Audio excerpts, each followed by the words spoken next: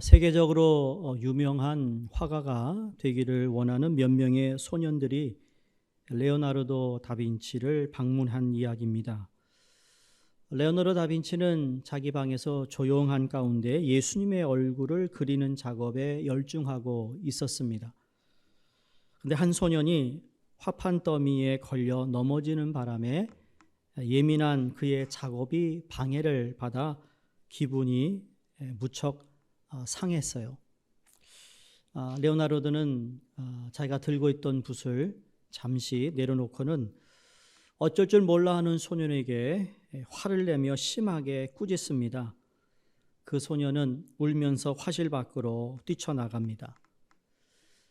이 레오나르도 다빈치가 다시 한번 붓을 들고 예수님의 얼굴을 완성시켜 보려고 애쓰는데 도저히 그림을 그릴 수가 없었다라는 겁니다.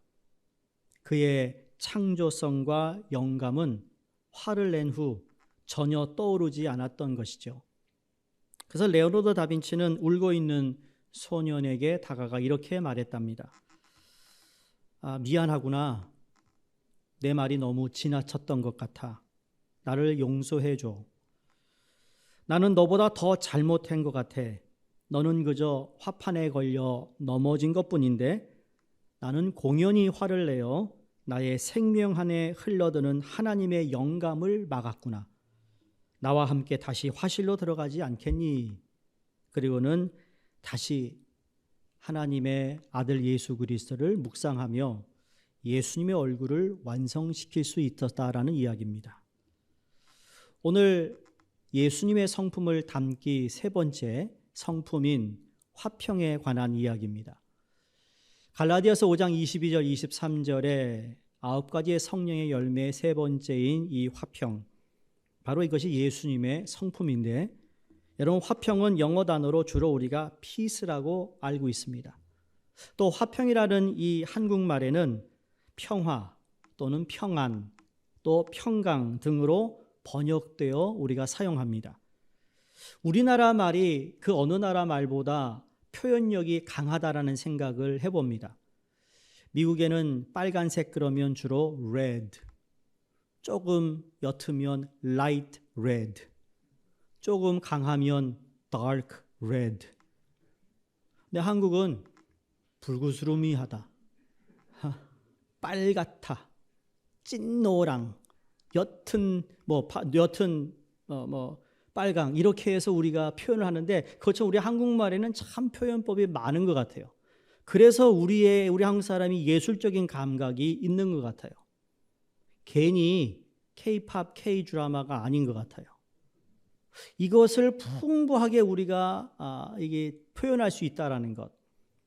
여러분, 작은 반쪽 나라가 그 어느 나라에 못지않게 책도 번역되는 걸 보면 그렇고요, 음악이 나오는 것도 봐도 그렇고요, 정말 대단한 이 예술성을 가지고 있다고 생각돼요. 이게 다 우리 이 말에서부터 시작이 되는 것 같다는 생각을 해봅니다. 그런데 이 화평을 얘기하지만 아까 말씀드린 평화와 평안과 평강이라는 것도 조금씩 그 차이가 있는 것을 발견합니다. 예를 들어 평화 그러면 전쟁이 없는 상태를 이야기할 때 평화가 임했다라고 이야기하죠. 또 화평이라는 것은 이건 상태가 관계적으로 나타난 것을 이야기합니다. 화평이 이루어졌어. 화평이 있어. 마지막 평안과 평강이라는 건 내 마음 상태의 안식을 이야기할 때입니다. 내면의 상태를 말할 때 우리는 평안, 평강이라고 얘기하는데, 어찌되었든 이 평화, 화평, 평강 같은 말이에요. 근데 히브리어에서는 이 평화를 이야기할 때 주로 샬롬이라고 얘기합니다. 우리가 아는 대로 샬롬이잖아요. 이스라엘 백성들이 왜 하이, 안녕하세요 대신 샬롬이라 했을까? 거기에는 역사적인 이유가 있는 것 같아요. 이스라엘도 역사적으로 보면 너무 힘들고 고단했기 때문에 샬롬이라고 서로 인사하는 것 같은데, 그러므로 전쟁 없고 여러분 평화로운 상태, 이게 샬롬이겠죠. 인간과 인간 사이가 화평한 것도 샬롬이고, 육체적으로 건강하면 육신의 샬롬이 임한 것이고, 그리고 근심과 걱정이 없고 마음이 평안한 것이 정신적 샬롬이라는 겁니다. 그만큼 이 평화, 화평, 평강이 이렇게 큰 힘이 있는 거예요. 오늘날 세상을 보면 여러분 평화, 또 평강, 화평, 평화라는 것을 위해 전쟁까지 벌이니 말이에요. 그만큼 평화를 사람들이 원하는데 성경에서 이미 하나님은, 그분 아들 예수님은 화평이다라고 말씀하고 있다라는 거죠. 샬롬이라는 거예요. 우리 옆에 있는 분에게 한번 인사 다시 한번 할까요? 샬롬 한번 해보세요. 샬롬. 샬롬. 혀를 더 굴리셔야 돼요. 유대인들은 더 이렇게 크 소리 하는데 샬롬, 예? 침이 튈 정도로. 아시죠? 아프리카에는 정말 귀한 손님이 오면 마사이족에 뭘 뱉는다고요? 침을 뱉는다잖아요. 물이 없는 데니까 마사이족에 아주 정말 VIP가 오면요, 쫙 행진에 들어올 때 인사도 할 때 다 침을 뱉는데요. 그게 축복이래요. 대단한 거래요. 그러니까 샬롬하다가 침 좀 튀어도 축복하는 거예요. 축복. 자, 지난 시간에 사랑과 기쁨의 열매와 더불어 오늘은 화평의 열매, 가히 신앙인들이 소유해야 할 대표적인 예수님의 성품이 아닐까 생각해 봅니다. 사실 우리는 마음에 평안이 없을 때가 근데 더 많아요. 오늘도 우리 찬양의 가사를 보면 참 원하는데 그렇지 못한 내 모습, 내 자신을 발견할 때 참 속상하잖아요. 우리가 평안하길 원하죠. 우리 화평을 원하는데 그렇지 못할 때가 더 많아요. 평안을 추구해야 하지만 대부분 평안이 아닌 편안을 추구하며 살아가는 사람들이 더 많은 것 같습니다. 잠자리도 편안하고 옷도 편안하고 경제적으로도 편안하게 사는 것을 우리는 추구합니다. 편안한 삶을 추구하는 것 절대로 나쁜 것이 아니고 당연히 삶이 편해야 하겠죠. 그런데 문제는 뭔가 하면 편안하면 그것이 평안이라고 생각한다는 오해입니다. 여러분, 편안함과 평안은 다른 거예요. 내 삶이 이제는 좀 더 윤택해져서 편안해졌어요. 편안해졌다고 평안이 있는 건 아니라는 거예요. 때로 삶은 편안할 수 있지만 마음의 평안을 누리지 못할 때가 더 많지 않습니까? 여러분이 처음 미국에 이민 와서 그때의 여러분의 삶과 지금의 삶을 비유한다면 훨씬 편안하게 살고 있는데, 그러나 그만큼 내 마음에 평안한가? 돈이 많다고 평안을 느끼는 것도 아니요, 내가 무슨 헬스에 가서 운동을 열심히 해가지고 좋은 몸을 가지고 있다고 마음이 평안한 건 아니라는 거예요. 그럼에도 불구하고 우리는 이 평안과 편안을 자꾸 혼돈해서 우리는 착각할 때가 있지 않을까. 그래서 우리는 추구해야 할 것은 편안한 삶이 아니고요, 평안인 줄로 믿습니다. 이 평안이라는 것을 주제를 생각하면 여러분 두 가지를 꼭 우리가 짚고 넘어가야 되고 알아야 되는데, 이게 바로 화평을 아는 방법 중에 하나입니다. 첫 번째 뭔가 하면 하나님과의 관계이고, 다른 하나는 이웃과의 관계입니다. 우선 우리는 하나님과의 관계에서 화평을 누려야 합니다. 누구하고요? 하나님과. 우리에게 평화는 예수님의 십자가로 통해 주어졌어요. 그런데 여전히 하나님과 나 사이에 평화를, 화평을 깨는 그 무엇이 있는데 그것이 뭘까요? 죄라는 거예요. 죄가 하나님과 나의 관계에 화평을 깬다는 겁니다. 죄를 짓지 않으려고 해야 하는 이유가 여기에 있습니다. 여러분, 우리 믿는 사람이 죄를 짓지 말아야 하는 것은 죄가 나쁘다, 그것도 맞는 얘기겠죠. 인간이 저지르는 이 죄는 도덕적으로 이거는 사회에서 용납이 안 되는 것이다, 법적으로 이것은 불법을 행하는 것이다. 그래서 우리가 죄를 짓지 않아야 되는 게 아니라 더 중요한 건 그 죄로 인하여 하나님과의 관계가 깨지기 때문이에요. 그분과의 관계가 깨진 것이 죄고, 그 죄는 우리를 부끄럽게 합니다. 그 죄를 지으면 두렵습니다. 그래서 하나님을 피하게 되는 것이죠. 선악과를 따먹었던 아담은 하나님을 피했던 것이 바로 죄를 지었더니 부끄러웠던 거예요. 그래서 무화과 나무 잎으로 자기의 몸, 수치를 가리려고 했던 것입니다. 로마서 5장 12절에 사도 바울이 그러므로 한 사람으로 말미암아 죄가 세상에 들어오고, 아담을 이야기합니다. 그 죄가 들어왔는데 죄로 말미암아 어떻게 했습니까? 사망이 들어왔다. 죄로 인해 사망이. 그러니까 이와 같이 모든 사람이 죄를 지었으므로 사망이 모든 사람에게 이르렀느니라. 모든 사람이 죽을 수밖에 없는 존재가 된 것은 이 죄라는 거예요. 죄가 들어옴으로 샬롬이 깨진 결과라는 거죠. 그 결과가 죽음이 들어온 것이고, 이 사망이 어떤 겁니까? 여러분, 사망 그러면 심장이 멈추고 뇌 기능이 멈춘 것이 아니라 여기에 하나님과의 단절을 의미합니다. 선악과를 따먹었던 아담과 하와를 하나님께서 에덴 동산에서 쫓아내십니다. 그게 뭐예요? 단절이라는 거예요. 단절되어서 그 다음에는 하나님께 가려면 어떻게 가야 됐습니까? 제사를 드려야 됐어요.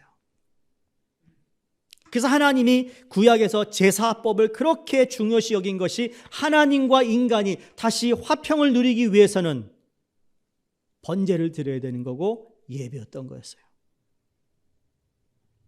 그러니까 첫사람 아담은 죄로 인하여 에덴 동산에서 나와 살아야 하는 하나님과 이별을 경험합니다. 죄를 지었다. 죄 그러면 우리는 행동을 자꾸 떠오릅니다. 나쁜 짓을 했어요. 근데 그것보다 더 악한 게 뭘까요? 사람의 마음인 거예요. 마음이 부패했어요. 마음이 악한 것으로 차 있어요. 마음인 거예요. 우리가 잘 아는, 다시 말씀드리지만 첫사람 아담이 하나님이 먹지 말라고 한 선악과를 먹었습니다. 여러분, 하나님 허락 없이 그 선악과를 따먹었다고 해서 죄를 졌다고 얘기를 하지만 솔직히 그보다 더 깊은 거예요. 아담이 행한 그것보다 그 이전의 것을 하나님이 보고 계신 거죠. 그게 뭔가 아담이 유혹에 넘어간 거였습니다. 창세기 3장 4절 여절을 보면 뱀이 이 여자에게 이르되 너희가 결코 죽지 아니하리라. 근데 하나님 뭐라 그랬죠? 정녕 죽으리라 그랬어요. 너희가 그것을 먹는 날에는 너희 눈이 밝아 하나님과 같이 된다. 피조물은 절대로 창조주와 같이 될 수 없음에도 불구하고 이 유혹에 넘어갔던 아담이 선악과를 따먹은 거예요. 그 유혹은 먼저 죽을 것이다라고 말씀하셨던 하나님과의 약속의 파괴였습니다. 누가 약속을 파괴했어요? 아담이. 그냥 행위적인 것이 아니죠. 또 하나님과 같이 되어라는 것은 존재적 금기였던 겁니다. 절대로는 하나님이 될 수 없어요. 어떻게 여러분 내가 만든 이것이 나와 동등할 수 있겠습니까? 그건 있을 수 없는 일입니다. 그걸 성경이 죄라고 선언했습니다. 죄를 히브리어로 하마르티아라는 단어인데, 하마르티아라는 의미는 관역에서 벗어났다입니다. 다시 말해 인간이 마땅히 있어야 할 그 자리에서, 다시 말해 하나님 안에 있어야 할 사람이 그 자리를 벗어난 것이 죄라는 거예요. 사람들은 종종 이렇게 묻습니다. 왜 하나님이 그러면 선악과를 동산의 중앙에 만드셔서 마치 아담이 그것을 먹는 것을 뻔히 아시면서 그렇게 하셨는지 대해서 이야기하는데, 여러분 그것은 뻔한 함정이 아니고 일부러 놓으신 것이 아니라 선택의 자유로 보는 것이 옳은 해석입니다. 하나님 우리를요 로봇으로 만들지 않았다라는 이야기예요. 우리를 1, 2, 3 입력하면 그렇게 하면 얼마나 편하겠어 하나님도. 근데 하나님은 그걸 원치 않으세요. 내가 너를 사랑한다 그러면 우리도 하나님 사랑해요 반응하는, 억지로 강요해서가 아니라 자진해서. 여러분이 여기에 나와 예배 드리시는데 여러분이 누구 때문에 억지로 나와 예배 드린다면 하나님 그 마음을 아신다니까요. 구약에서도 형식적으로 제사 드렸던 그 이스라엘 백성들을 향하여 이제 그런 제사 그만두어라. 내가 원치 않는다. 그 냄새가 너무너무 불쾌하다. 우리가 하나님께 예배드리는 이 자리에 나온 것도 자진해서 정말 하나님 내가 예배드리기를 원해요. 정말 신령한 진정한 하나님 내가 고백하기 원해요. 찬양으로 하나님을 높여드리기를 원해요. 여러분 이런 마음으로 우리가 예배 드릴 때 하나님 그걸 흠양하시는 줄로 믿습니다. 그 흠양을 하신 하나님께서 거기에 더 부한 은혜를 우리에게 내려주신다는 거예요.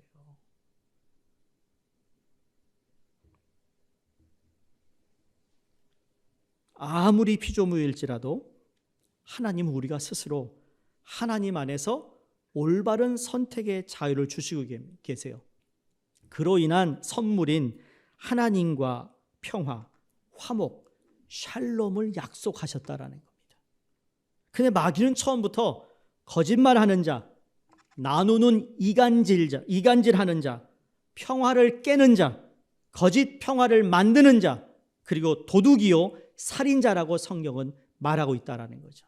바로 이 유혹에 아담이 넘어갔고 오늘날 저와 여러분도 그 유혹에 넘어가서는 안 된다는 겁니다.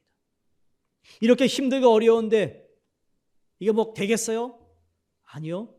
하나님을 통하여 하나님 안에서 우리는 우리에게 주어진 삶을 최선을 다해 살아야 할 사명이 있고 책임이 있는 겁니다. 하나님이 약속하신 그 약속을 믿고 따라가는 삶, 그걸 선택하는 것, 그 사람이 바로 하나님과 화평을 한 사람인 줄로 믿습니다.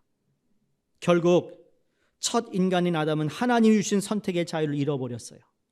사단에게 속아 하나님과 약속을 어기게 되었지 않았습니까? 그로 인해 에덴 동산에서 쫓겨나 단절되고 사망이라는 끊임없는 불안과 염려와 미움과 살인과 깨어진 평화를 경험하게 되는데 이 깨어진 관계를 화목시키신 분이 예수 그리스도라는 겁니다.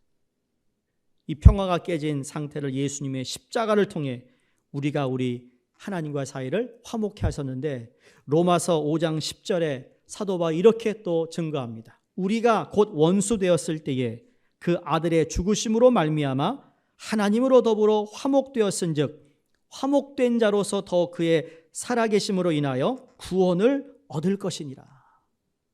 믿으십니까? 하나님의 자녀가 된 우리 예수 그리스도의 십자가로 말미암아 하나님과 나 사이가 다시 화평을 이루고 화목하게 되었다라는 것. 이제 예수 그리스도의 십자가를 의지하여 오늘도 하나님의 지성소에 설 수 있게 되었고 그러므로 삶의 화평과 평화와 샬롬을 원하시는 하나님과 그 화평을 이루시기를 주의 이름으로 축원드립니다. 두 번째로 본문에서 발견하는 것은 이웃과의 관계에서 화평해야 된다는 겁니다. 오늘날 주위를 살펴보면 많은 일들로 생각이 많아져 가지고 마음이 평안하지 않을 때가 더 많은 것 같아요. 여러분 주위를 한번 둘러보시기 바랍니다. 여러분의 자신을 한번 들여다보시기 바랍니다. 하나님과 화평을 누려야 된다는 근데 그 화평이 이루어지지 않는 이유가 죄라고 그랬는데 오늘 내가 이웃과 화평을 해야 하는데 그 화평이 안 되는 이유가 또 무엇인지도 알아야 된다는 겁니다. 여러분 사람들과 화평하게 평화롭게 우리가 평화를 누려야 되잖아요. 근데 그렇게 되지 않는 이유가 뭘까? 딱 두 가지로 생각해 볼 수 있어요. 하나는 자기 자신 때문이에요. 우리는 자꾸 상대방을 이야기합니다. 저 사람 때문에 안 돼요. 저 사람이 이래요. 근데 솔직히 그 사람을 이야기하기 전에 나는 어떠냐라는 거죠. 내 고집이 강하진 않았어요? 내 성향이 너무 세다 보니까 그 사람이 나를 받아줄 수 없는 상태에 내가 내 자신을 놓진 않았나요? 한번 곰곰이 생각해 보세요. 이웃과 내가 화평하지 못한 이유가 뭔가? 여러분, 다른 사람에게 있지 않을 수도 있어요. 나 때문일 거예요.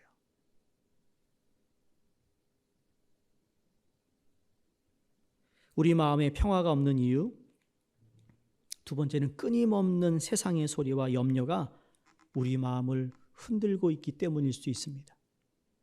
TV나 신문을 통해 우리 접하는 소식은 우리 마음을 산란하게 하는 소리들로 들려오잖아요. 나는 혼자 내 시간을 갖겠다고 하죠. 여러분, 내 시간을 갖겠다라는 것이 어떤 의미일까요? 여러분, 내 시간을 갖겠다라는 것은 나 자신을 돌아보는 시간인데 오늘날 나를 돌아보는 시간에 뭐 하죠?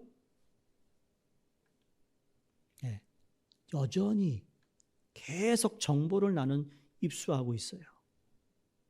그러니 어떤 뉴스를 보면 화가 나요. 어떤 뉴스를 보면 울어요. 어떤 걸 보면 웃어요. 내 안에 나 자신을 되돌아볼 수 있는 기회를 갖는다는 시간이 오히려 더 많은 것에 무의식적으로 내 안에 들어오는 것이 너무나 많다라는 겁니다. 그러다 보니까 내 주위에 있는 사람들에 관해서 관심을 갖지 않습니다. 지하철을 타고 여러분이 출퇴근하시는 분이라면 지하철에 누가 앉아 있는지 관심이 없죠. 식당에 가서 식사를 하는데 내 옆에 주위에 누가 앉아 있는지,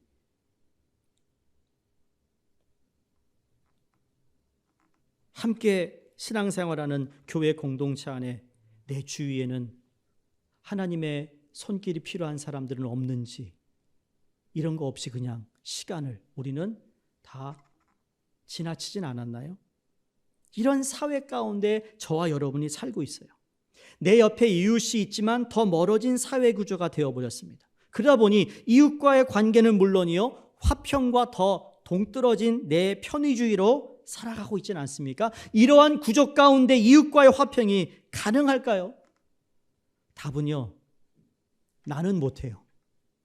그런데 하나님은 하실 수 있어요. 나는 안 돼요. 근데 하나님은 가능하세요. 이게 믿음입니다. 나는 안 돼요. 맞아요. 내 성격이 하도 개팍해가지고 안 돼요. 여러분, 안 되는 것도 인정하지만 가능케 하시는 하나님도 우리는 인정해야 됩니다. 나를 보면 안 돼요. 하나님을 보니까 돼요. 해볼까요? 나를 보니까 안 돼요. 하나님을 보니까 돼요. 앞으로 그랬으면 좋겠어요. 뭐 틱탁탁거리면 나를 보니까 안 되네. 하나님 볼게요. 물론 그렇게 말한다는 자체 역시도 쉽진 않을 겁니다. 그러나 해야 합니다. 왜? 화평을, 예수님을 닮기 위해서는 해야 되는 거예요. 그래서 십자가를 강조하는 이유, 우리가 십자가를 바라보자, 십자가에 달리신 예수 그리스도를 우리가 바라보는 이유는, 부활하신 그 십자가를 바라보는 이유가 예수 그리스도를 통해 하나님과 화목되어 구원받은 것뿐만 아니라 이제 구원받은 하나님의 자녀들, 저와 여러분이 이제 화목을 이루는 사람으로 우리를 바꾸어 놓으셨기 때문이에요. 그거 아십니까?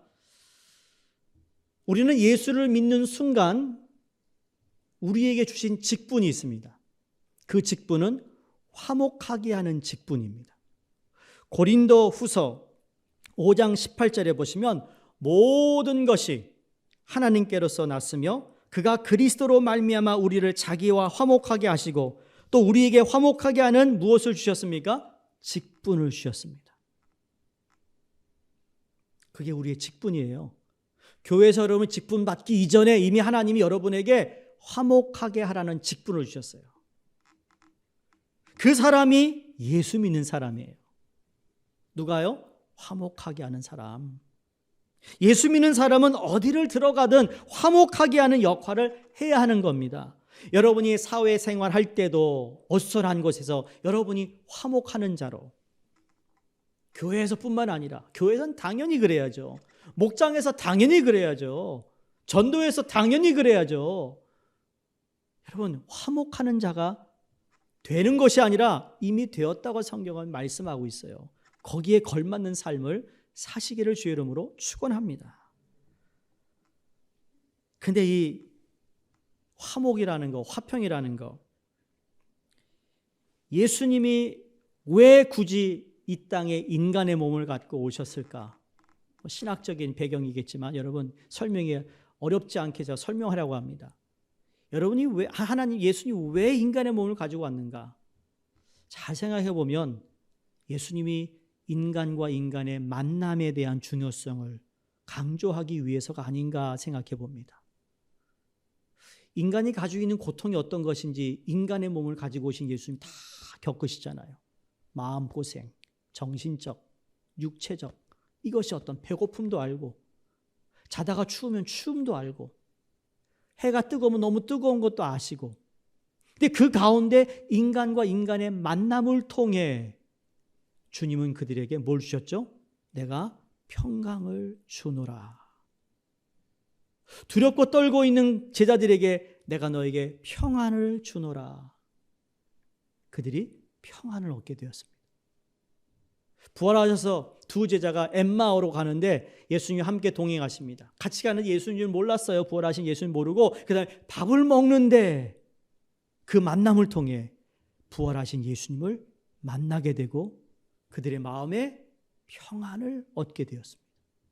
이 만남 말이에요, 만남. 코로나의 문제는 바이러스 감염 때문에 우리가 거리 두기를 하고 있습니다. 여러분, 감염이 무서워서 우리가 거리를 두고 있어요. 이해가 됩니다. 이게 빨리 종식돼야 되는데, 근데 여러분, 우리가 또 하나 생각할 게 있습니다. 우리의 신앙생활이라는 건 하나님과의 만남도 있지만 우리 성도들 간에 교제하며 만나는 시간도 중요한 겁니다. 하나님의 평강을 누리고 화평한 자가 우리 주위에 있는 사람과의 만남을 통해 예수 그리스도의 화평을 전해야 되는데 그걸 못하니까 우리가 지금 막 힘든 거예요.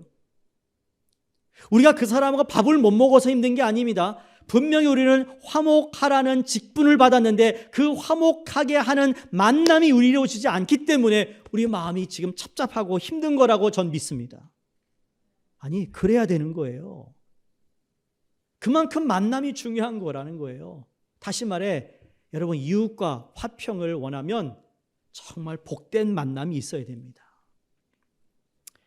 상처받는 치유자라는 책의 저자인 헨리 나우엔이라는 분은 제가 여러분에게 여러 번 소개했죠. 하버드와 예일대학교 교수를 지냈고 대표적 영성가로 알려진 분입니다. 이분이 노년에 이 대학교 교수 자리를 버리고는 캐나다 토론토에 있는 라루시 데이브레이크라는 공동체에 들어갑니다. 이 공동체는 6명의 장애인과 4명의 봉사자가 함께 사는 공동체예요. 이곳에서 나우엔이라는 이 교수는 아담이라는 장애인을 돌보는 일을 맡았습니다. 아담은 지체장애에다가 정신장애 청년입니다. 간질이 일어나면 다른 사람의 도움이 없이는 절대로 꼼짝할 수 없는 청년입니다. 이곳에서 나우엔이 하는 일은 밥을 떠 먹이고 옷을 입히고 이를 닦아주고 목욕을 시키는 일들을 합니다. 아담은 전적으로 무력하고 연약합니다. 그런데 이상한 것은 뭔가 하면 그 책에 그런 아담에게서부터 나우엔은 평안을 얻는다라는 거예요. 여러분, 이게 어떻게 설명이 될지 참 이게 어떤 말일까?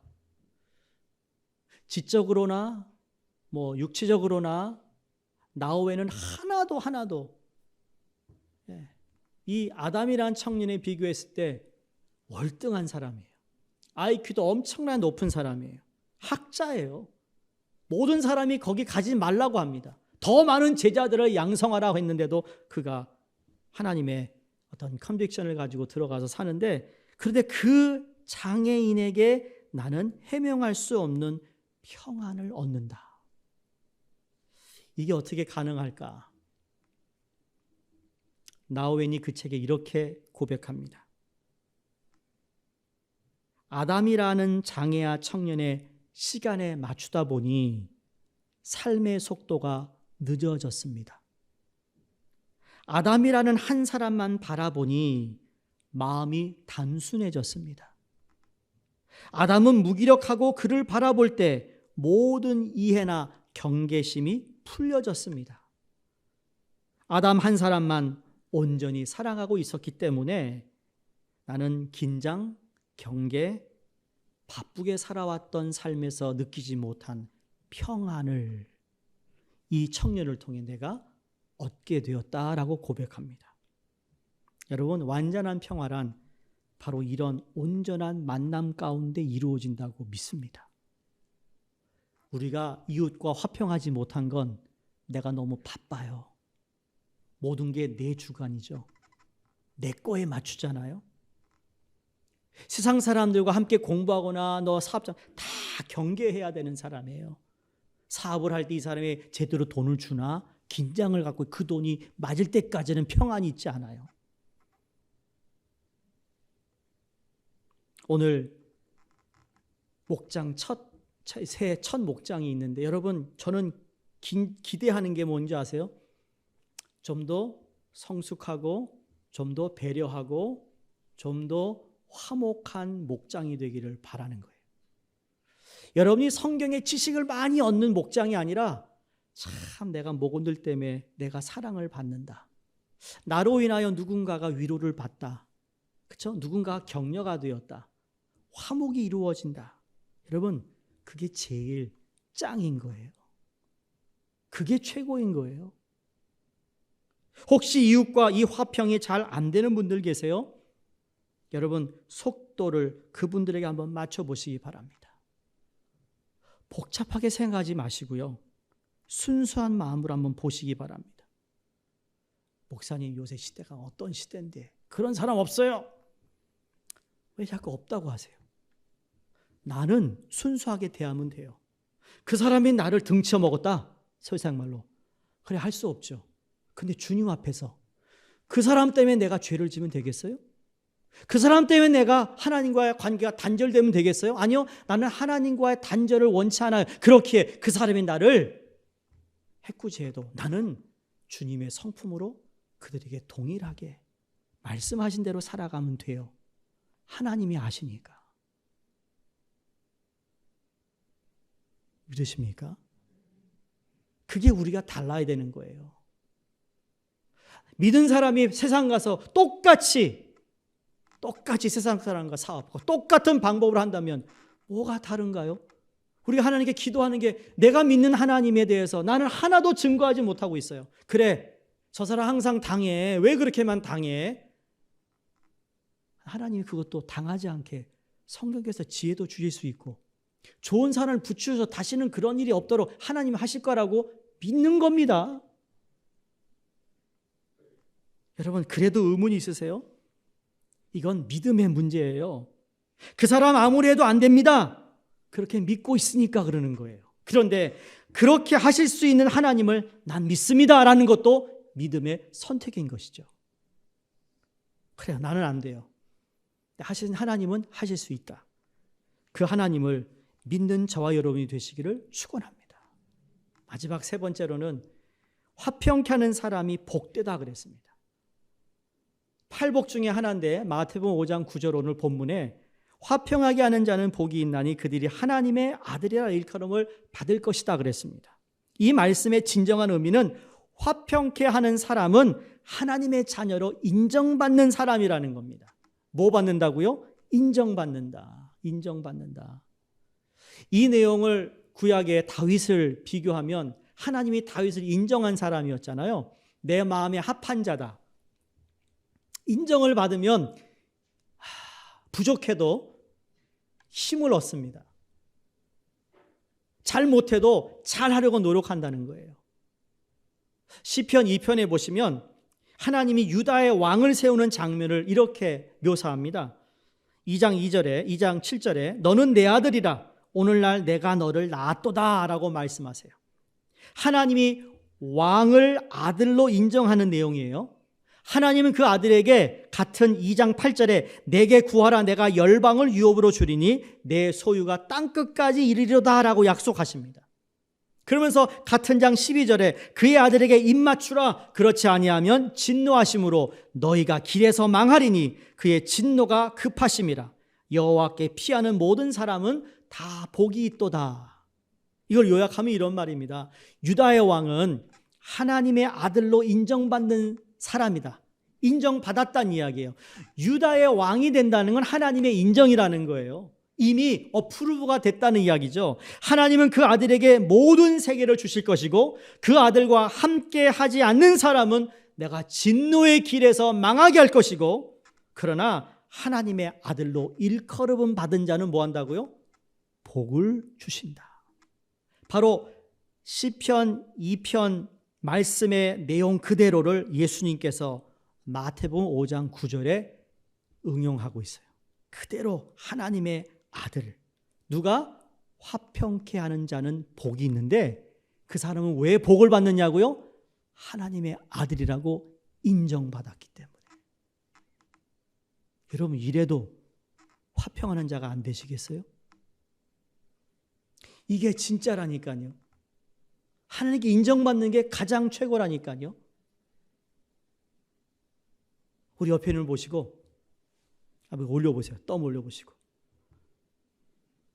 올리시라니까. 이거 돈도 안 들어가는데 안 하시네 진짜. 좀 크게 좀 제대로 하세요. 이거 하니까 할 때 제대로 하세요. 네. 자 옆에 보시고 인정. 응?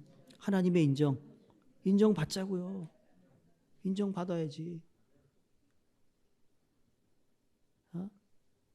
한국 요새 가수 뭐 찐이야 그러는데 진짜 찐이 여기 있다니까. 누가? 하나님께 인정받는 사람. 그 사람은 아들로 인정받아 들어가나 나오나 복을 받는 거예요. 하나님의 아들이라 일컬음을 받는 사람이 하나님께 그 아들로 인정받는다라는 것, 사람들도 그가 하나님의 사람임을 인정합니다. 누구에든 인정받는 삶이 중요합니다. 인정받으면 거기에서 힘이 솟아납니다. 능력이 주어집니다. 소망이 만들어집니다. 제가 이렇게 이런 날 제게 하는, 여러분 제가 목회하면서 많은 게 이렇게 성격도 바뀌었어요. 바뀐 건 하나님의 은혜고, 두 번째는 제 삶의 파트너예요. 고맙게도 참 부족한 게 많은데도 잘 이렇게 인정해줘요. 인정받을 때 힘이 나요. 인정받을 때 더 열심히 하려고 한다니까요. 우리 남편 또 아내, 부부 가운데 자녀들에게 여러분 인정을 좀 해주세요. 또 그런다 속으로. 인정할 게 있어 인정하지 목사님. 그런 마음 갖지 마시고 좀 단순하자니까요. 순진한 마음으로 그래 인정해 주자. 인정할 줄 거 찾아보자는 거예요.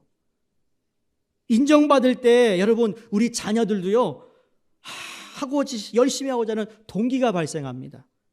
선생님의 인정하는 말 한마디가 힘을 솟게 만들고요, 부모님의 인정하는 말 한마디에 더 노력한다니까요. 사람들이 인정해주면 더 열심히 일하게 되는 거예요.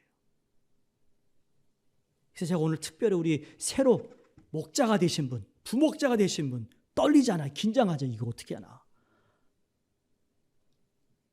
우리 교회 목자, 부목자 되신 분들 인정받은 거예요. 아세요? 제가 아무나 목자, 부목자 시키겠어요? 그 영혼들을 맡기는 일을 내가 부탁한 건데, 주께서 부탁하시니, 그렇죠? 우리가 이거 쉽게 해서 그냥 되는 일이 아니에요. 기도해야 돼요. 하나님께 인정받은 우리, 그래서 화평케 하는 사람은 복이 있을 것이다. 아들이라는 복을 통하여 우리가 구하지 않은 것도 허락하시는 놀라운 이 화평케 하는 우리 모든 성도님 되시기를 주의 이름으로 축원드립니다. 기도하겠습니다.